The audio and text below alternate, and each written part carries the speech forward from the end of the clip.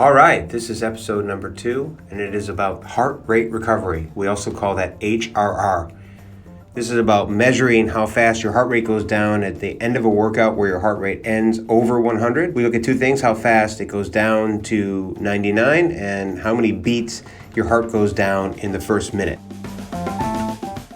In this videocast podcast episode, we will show you how to record your heart rate recovery, why we record it, how to interpret your heart rate recovery data, and a few screenshots from my app that reports your HRR results fully automated. In a nutshell, the more beats your heart rate goes down in the first minute and the faster it reaches 99, the better your fitness usually is. And we can use it as a health and wellness indicator as well as a training tool to improve overall health and fitness. I decided to put a podcast together about heart rate recovery as my first full podcast because of the significant difference tracking it after all my workouts has made in my life regarding my assessment of my own health, wellness, and fitness, and actions I need to take to improve my health when my heart rate recovery isn't where it needs to be. I've always exercised regularly and have been using a heart rate monitor for over 20 years. I've had some issues with my heart for years. Most notably, I get what are called PVCs, or extra beats. It feels like your heart is actually skipping a beat and that your stomach actually kind of drops to the ground and you need to catch your breath, but it's actually adding them. And at certain points in my life, particularly when I was unhealthy, very stressed, and not following my 8 pillars consistently, I'd get them all the time. Sometimes as many as 500 beats an hour when asleep. Of course, I had it tested a bunch of times. The 8 pillars are, not in any order, as all of them are equally important: sleep, exercise, movement, which is different than exercise, nutrition, stress management, time management and planning, accountability, and positivity. So given my PVCs, when I got diagnosed with them, maybe it was 20 years ago, obviously it freaked me out a little bit, and so I started doing a ton of research on the heart and the way the heart works and everything I could about the PVCs so I could try and minimize or eliminate them. A little scary for me. And I've actually done it by following the 8 pillars and by doing HRR after each workout. So in my research, one thing that I came across consistently was how important heart rate recovery is in assessing heart health. So I started tracking it regularly after every workout. And over the last 20 years or so, it's become very obvious to me that the better shape I'm in and the healthier, cleaner I live, the better my heart rate recovery is. And of course, the opposite was also true. When I was sick, stressed, not sleeping enough, overweight, taking lots of medication for my health ailments, taking pain pills, taking sleep aids, and many other unhealthy things, my heart rate recovery was poor. So when I became a coach about 10 years ago, I started asking the people I coached to also record their heart rate recovery, and I learned the same thing from them that I went through.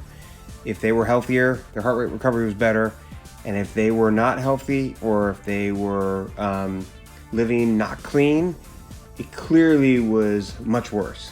One thing that's interesting about heart rate recovery is when my clients started doing it, I would start to understand what their heart rate recovery was on average. Each of us kind of have an average range and we try and improve it. And I would notice that sometimes when I would review a person's heart rate recovery, that it would be really bad. And so I would reach out to the people I coach, and many of you are listening to this and I've done this many times, and say, hey, how's it going? Why do you think your heart rate recovery was so poor? And in my head, I already kind of know the answer, and based on looking at their stats, maybe it was really bad sleep, or maybe they have been doing the reporting on my app and they're just getting really bad grades, or maybe they reported they had a bunch of drinks or took sleep aids, and so or stressed or being sick. And so almost, I'd say it's at least 95% of the time when I look at somebody's heart rate recovery, and I can think in my head at this point, oh, that person must have had some drinks last night. So I'll say, hey, did you drink any alcohol last night? Oh yeah, I had 6 drinks or 8 drinks. And so very much it plays in. And of course, this is not about being perfect. I like to say it's about being directionally correct most of the time. So, if people are eating healthy and clean 70 or 80% of the time, I think that's a good goal. But some people are eating healthy and clean 0% of the time, and I'll take it all day long from them go to 0 to 10%. Any improvement is great. So it is absolutely not about being perfect, but anytime that you can improve what you're doing and you can see heart rate recovery improvements, that's a good thing, and we should strive for that.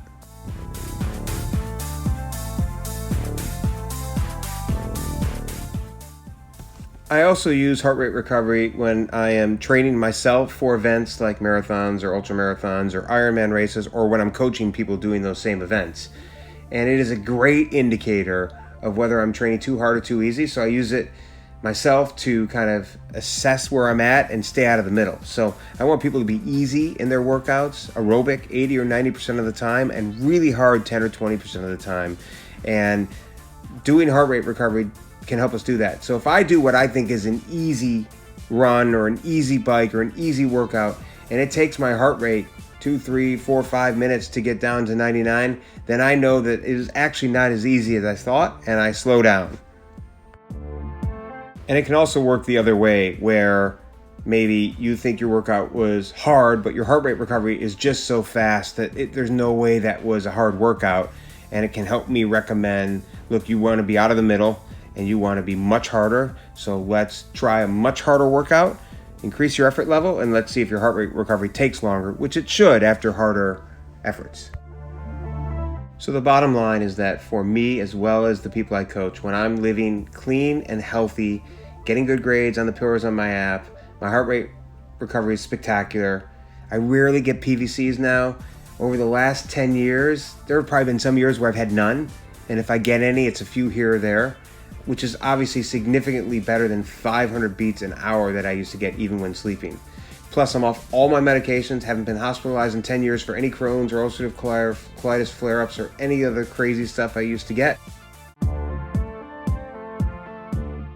My goal for you is for you to live healthy and clean and use heart rate recovery as a tool to assess your overall health.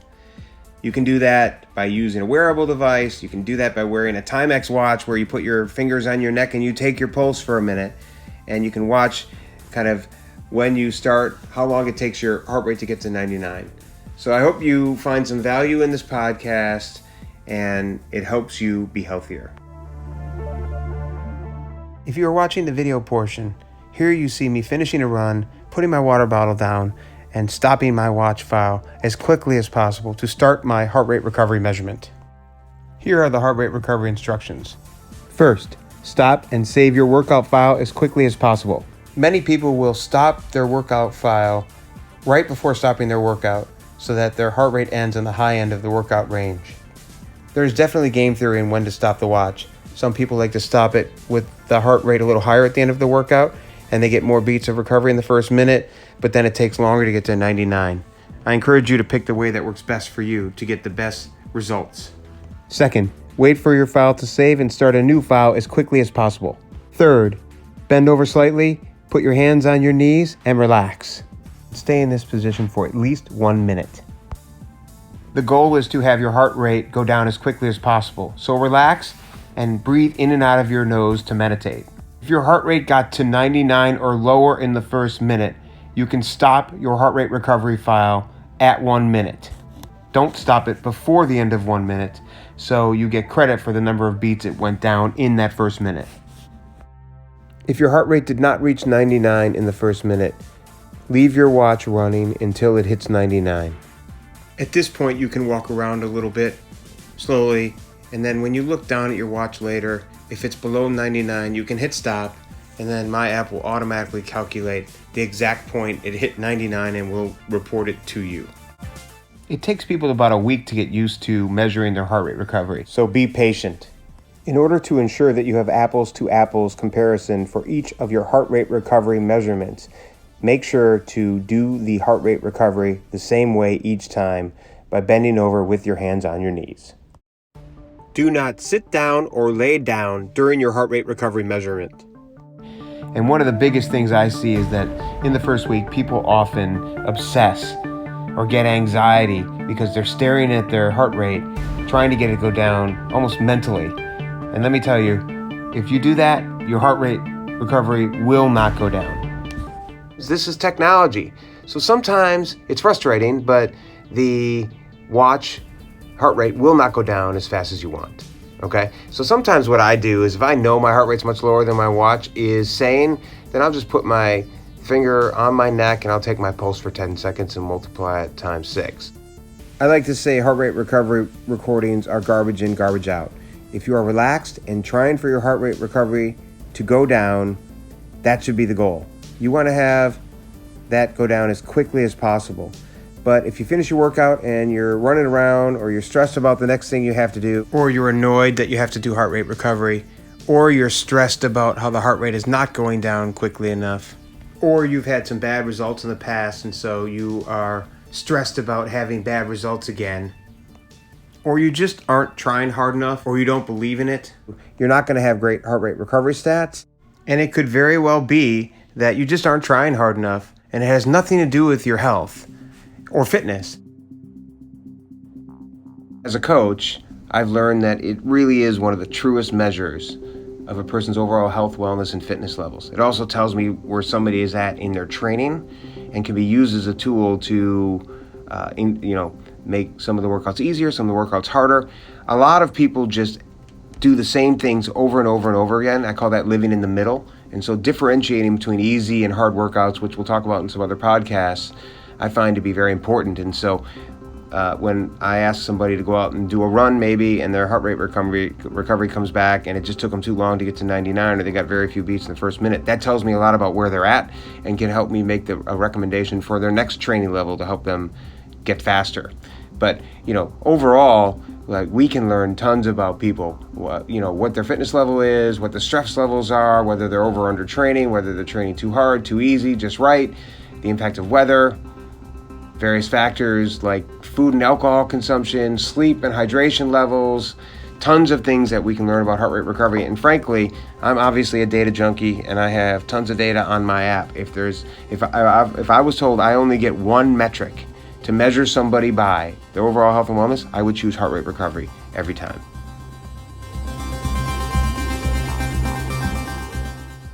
On the screen is a color key for the number of beats lowered in the first minute that I've created over many years coaching hundreds of people and my own results.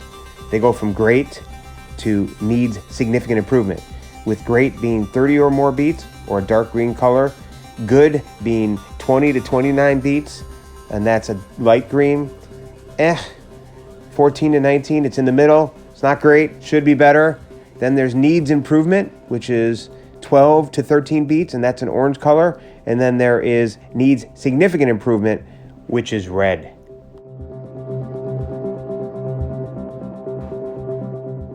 On the screen now is a grid of various colors of how long it takes your heart rate to get to 99 after you end your workout. So time to 99.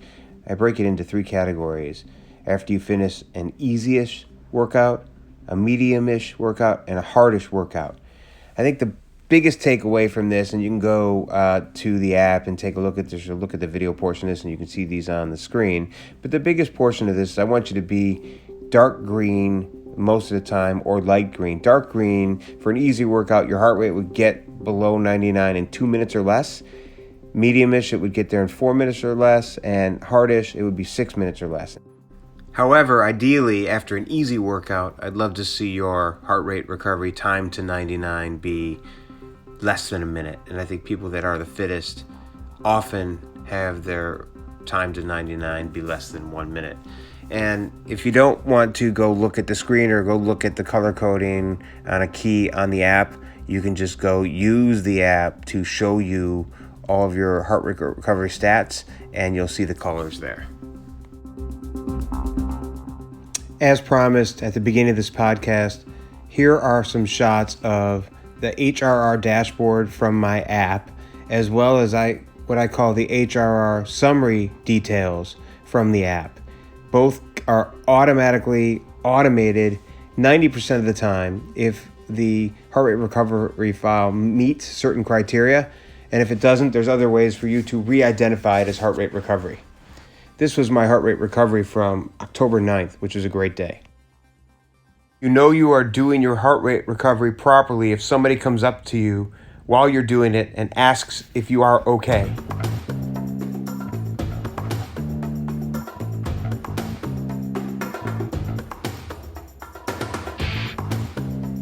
All right, that concludes our episode on heart rate recovery. I hope that you learned something and that you will focus on being healthier so that your heart rate recovery will go down quicker. If you have measurements and you want to use our app, check it out at JVB Health Wellness on the App Store or Google Play, or you can email us at info@jvbwellness if you want us to either help you out in assessing and analyzing your data, or if you need a coach.